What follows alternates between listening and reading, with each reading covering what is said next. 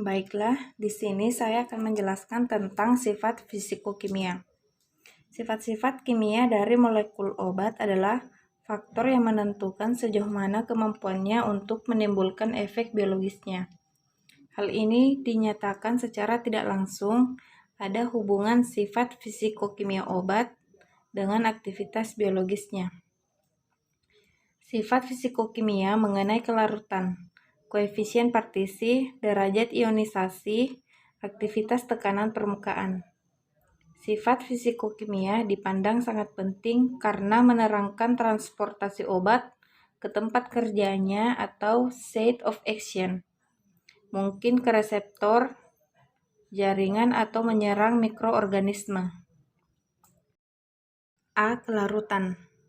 Ada dua pelarut yang berbeda yang sangat berhubungan dengan kelarutan suatu zat, yaitu pelarut polar seperti air, pelarut nonpolar seperti minyak atau lemak. Ada dua sifat zat yang sangat berhubungan dengan kelarutannya dalam dua pelarut di atas, yaitu sifat hidrofil atau HERO yang berhubungan dengan kelarutan dalam air, serta lipofil atau lipo yang berkaitan dengan kelarutan dalam minyak atau lemak. Kelarutan sangat penting dalam absorpsi obat karena intensitas obat tergantung pada aktivitas absorpsinya. Efisiensi alur sangat ditentukan oleh sifat kelarutan dari obat, baik melarutkan dalam air atau melalui lapisan lipid atau minyak. Absorpsi bisa secara aktif atau pasif. Transport melalui membran dilakukan secara langsung, melalui pori-pori membran atau secara pinositosis. Pinositosis yaitu suatu kantong dari membran sel membentuk vesikel yang mengelilingi zat seolah-olah dimakan, dikenal dengan cell drinking. Obat-obat yang mempunyai struktur kimia mirip dengan komponen normal, sel dapat melewati membran seluler melalui proses absorpsi aktif. Sedangkan jumlah senyawa yang tak larut dalam lipid atau minyak melakukan proses penetrasi melalui difusi pasif. Difusi pasif tergantung pada ukuran pori-pori, volume molekul dari larutan dalam air dan perbedaan konsentrasi cairan pemisah membran seluler. Bila obat secara struktur tak sama dengan komponen normal sel, obat tersebut tidak dapat ditransfer melalui dinding dengan mekanisme transport aktif. Baik, selanjutnya adalah koefisien partisi. Jadi, koefisien partisi di sini merupakan kelarutan relatif antara dua fasa yang tidak bercampur. Koefisien partisi ditetapkan dengan melarutkan zat dalam larutan yang mengandung air dan dikocok dengan pelarut organik. Nah, jadi perbandingan obat dalam dua fase ini, itulah yang dinamakan dengan koefisien partisi.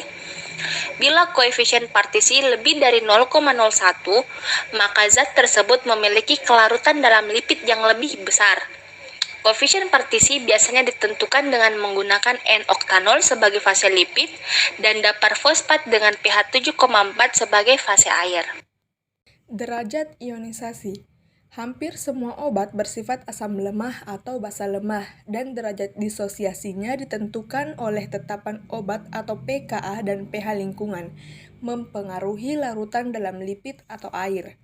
Tetapan disosiasi adalah log negatif tetapan disosiasi keasaman, baik asam maupun basa dapat dinyatakan dengan pKa.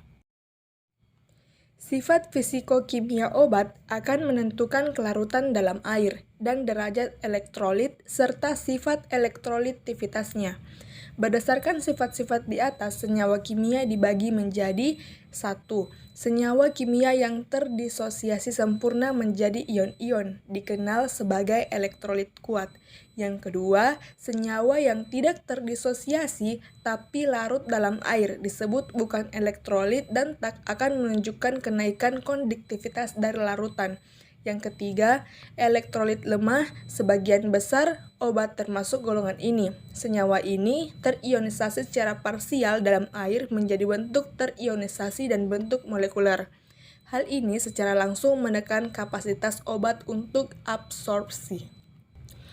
Untuk dapat menimbulkan aktivitas biologis, pada umumnya obat dalam bentuk tidak terionisasi, tetapi ada pula yang aktif adalah bentuk ionnya. Ionisasi sangat penting dalam hubungannya dengan transportasi obat dan interaksi obat reseptor. Obat yang aktif dalam bentuk tidak terionisasi. Sebagian besar obat yang asam dan basa lemah, bentuk tidak terionisasi dapat memberi efek biologis.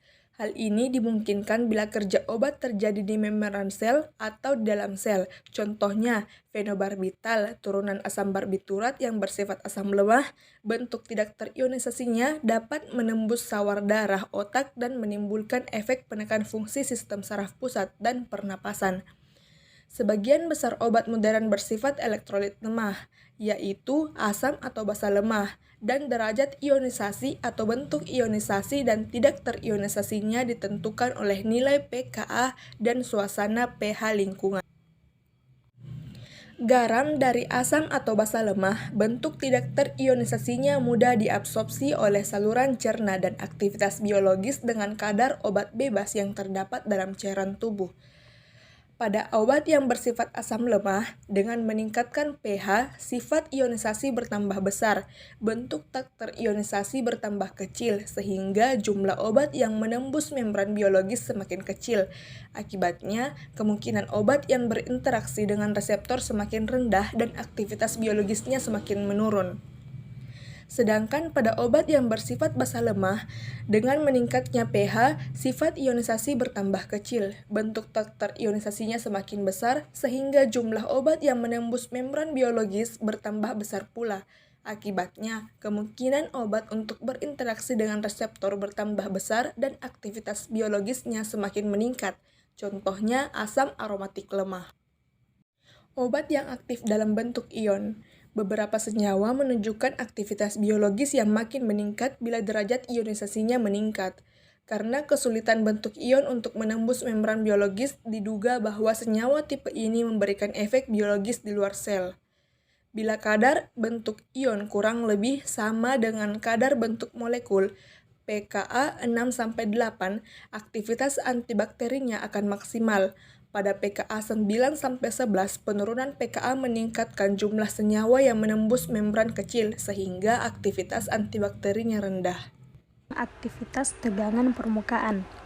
Beberapa golongan zat kimia mempunyai sifat larut dalam air karena struktur molekulnya, diantaranya disebut dengan golongan hidrofilik dan lipofilik sebagai senyawa yang polar karena golongan ini mempunyai gugus-gugus.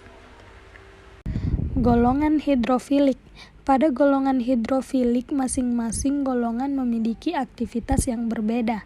Ada yang memiliki aktivitas semakin berkurang, sifat hidrofilik berkurang, dan apabila mempunyai ikatan rangkap, maka dapat menaikkan sifat hidrofilik. Sedangkan golongan lipofilik atau hidrofob disebut nonpolar akan menaikkan sifat lipofil solubi litas, contohnya seperti alipatik yang bercabang, antara lain kelompok aril alkil, polisiklik, hidrokarbon. Karena kelarutannya, zat padat merupakan hasil antaraksi molekul antara pelarut dan zat padat itu sendiri. Maka senyawa polar yang dapat membentuk ikatan hidrogen akan larut dalam air. Sedangkan senyawa nonpolar hanya larut dalam pelarut organik sebagai akibat ikatan van der Waals dan ikatan hidrofob. Senyawa yang anfifil, yaitu mengandung gugus hidrofob maupun hidrofil, akan terkumpul di permukaan dan dengan demikian mempengaruhi sifat permukaan antarmuka. Sekian dari saya. Pembentukan kelat dan aktivitas biologis. Dalam sistem biologis, banyak terdapat ligan-ligan yang dapat membentuk kelat dan ion logam. Kelat ini sendiri merupakan senyawa yang dihasilkan oleh kombinasi senyawa yang mengandung gugus elektron donor dengan ion logam membentuk struktur cincin. Adapun contoh-contoh ligan dalam sistem biologis, di antaranya ialah yang pertama, asam amino dan protein, kedua ialah vitamin, ketiga ialah basa purin, dan yang terakhir ialah asam trikarboksilat. Contoh kelat dalam sistem biologis yang pertama ialah kelat dengan atom Fe atau besi, kelat dengan pusat atom Cu atau tembaga, contohnya ialah enzim oksidase.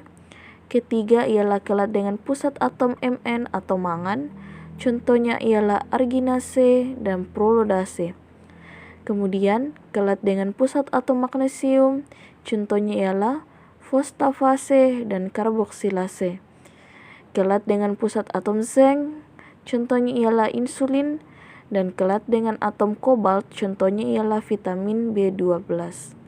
Adapun peran penggunaan ligan dalam bidang farmakognosi, di antaranya yang pertama, membunuh mikroorganisme parasit, menghilangkan logam yang membahayakan organisme hidup, untuk studi fungsi logam dan metaloenzim pada media biologis.